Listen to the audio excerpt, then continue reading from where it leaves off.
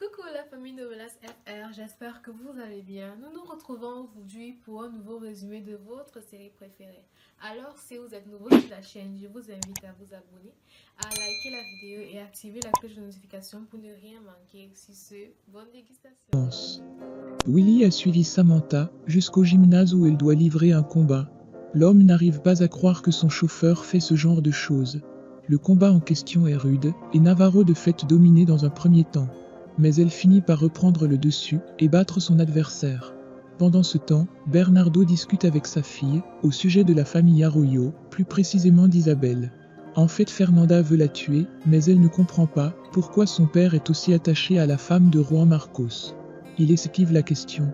Par ailleurs, il fait savoir à sa fille que le crime parfait n'existe pas et que ce n'est pas facile de tuer la personne qu'on aime. C'est alors qu'il avoue à Fernanda qu'il a essayé de tuer sa mère. Chez les Arroyo, Isabelle s'est mise en petite tenue pour séduire son mari. Mais quand celui-ci arrive, il n'est pas du tout d'humeur. Au contraire, il réprimande son épouse, car celle-ci ne comprend pas que ce dont il a besoin actuellement c'est qu'on le soutienne, car il a peur pour sa fille. Après le départ de l'homme, Isabella devient folle de rage et casse tout dans la chambre. À la cuisine, Diego discute avec Angela. L'homme est attiré par elle, il lui fait donc des avances. Malheureusement pour lui, elle n'est pas intéressée.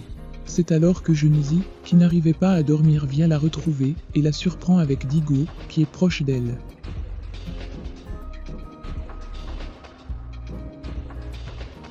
Plus tard, Angela et la petite décident de faire un gâteau pour passer le temps.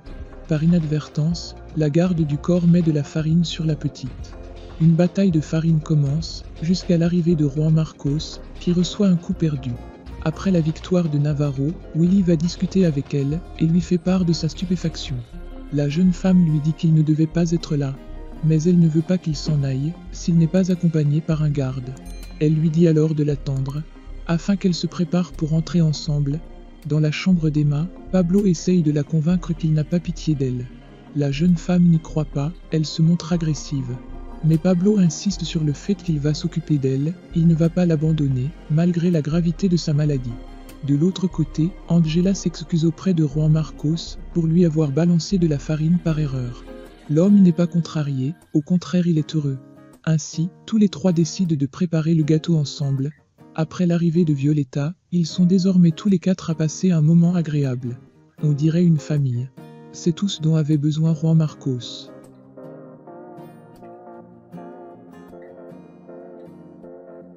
Pendant ce temps, Isabelle se regarde dans le miroir, tout en larmes, et avec le maquillage qui fond. Elle pleure sur son sort, et ne comprend pas pourquoi personne ne l'aime comme elle le voudrait.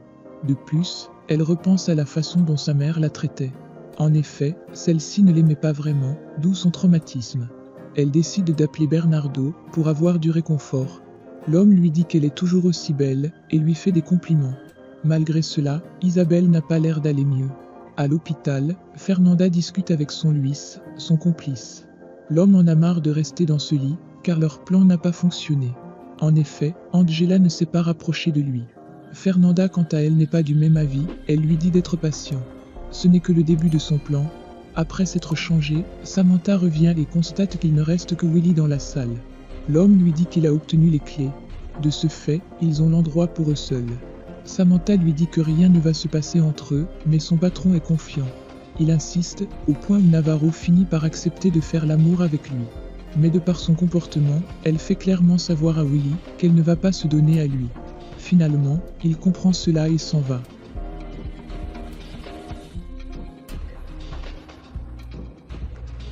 Chez les Arroyo, Isabelle surprend son mari, qui fait la cuisine, avec la garde du corps. Elle est folle de jalousie. En effet, elle a peur qu'Angela devienne la maîtresse de maison. Genesy intervient pour lui dire que ce n'est pas vrai, car Angela est amoureuse de Diego. C'est alors que la garde du corps confirme les dires de la petite pour éviter la confrontation avec la patronne. Juan Marcos est vraiment déçu, il pensait avoir ses chances avec elle. C'est ainsi que se termine leur soirée, avec Angela qui est bouleversée. Le lendemain, Juan Marcos est de mauvaise humeur. Mais surtout, il est désagréable envers Diego, car il croit qu'Angela est amoureuse de lui. Pourtant il n'en est rien. Plus tard, Fernanda arrive et lui fait du charme comme à son habitude. Mais l'homme n'est pas intéressé. Quand il reçoit un coup de fil, il se rend compte qu'il va devoir voyager de toute urgence. Quand son épouse apprend cela, elle ne veut pas qu'il y aille, car elle n'est pas en condition pour voyager. Mais l'homme a des choses importantes à faire. C'est ainsi que Fernanda conseille à Isabelle de le laisser partir pour ne pas elle étouffer.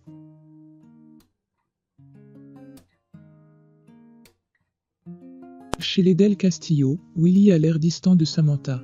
Elle ne comprend pas pourquoi. L'homme décide d'aller courir, mais ne veut pas que sa garde de corps l'accompagne. Malgré tout, Samantha va le suivre. C'est alors que la jeune femme va être kidnappée, sur les ordres du trafiquant de drogue, qui est en prison. Willy va se lancer à la poursuite du fourgon, afin de récupérer la femme qu'il aime. Au même moment, Fernanda dit à Angela qu'elle a décidé de donner du travail à Luis, car elle a vu en lui quelqu'un qui a bon fond. Mais la garde du corps n'est pas convaincue de ça, car elle connaît bien son ex-mari. De l'autre côté, Perla est revenue voir la mère d'Angela pour essayer de s'excuser à nouveau. En fait, elle n'a pas réussi à dormir en paix. Mais la femme ne veut rien entendre d'elle, elle la repousse et lui fait des menaces. Perla se défend à son tour et les deux femmes sont en conflit plus que jamais. Après une course-poursuite, Willy parvient à rattraper les kidnappeurs qui ont eu un accident. Il accourt vers le véhicule et trouve Samantha inconsciente. Il est bouleversé quand il constate qu'elle a été intoxiquée par du formol.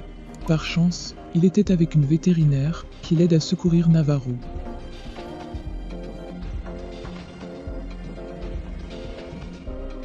Plus tard, Angela rend visite à Luis, accompagnée de sa fille.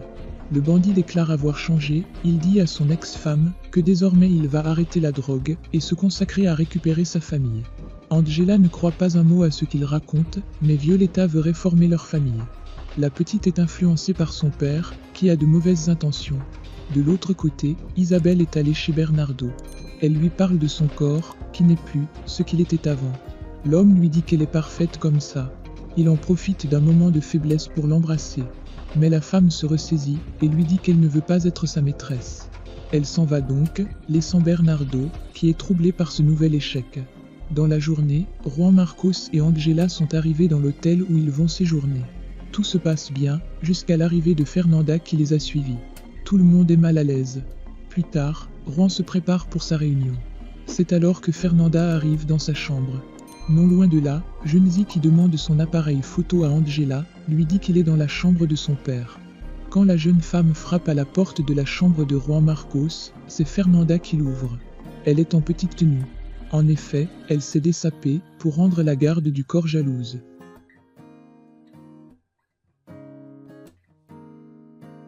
Pour soutenir le travail que nous faisons, nous encourager à nous améliorer et par la même occasion nous récompenser, je t'invite à rejoindre la chaîne via le bouton rejoindre qui est à côté du bouton abonner. Nous comptons sur votre générosité. Merci.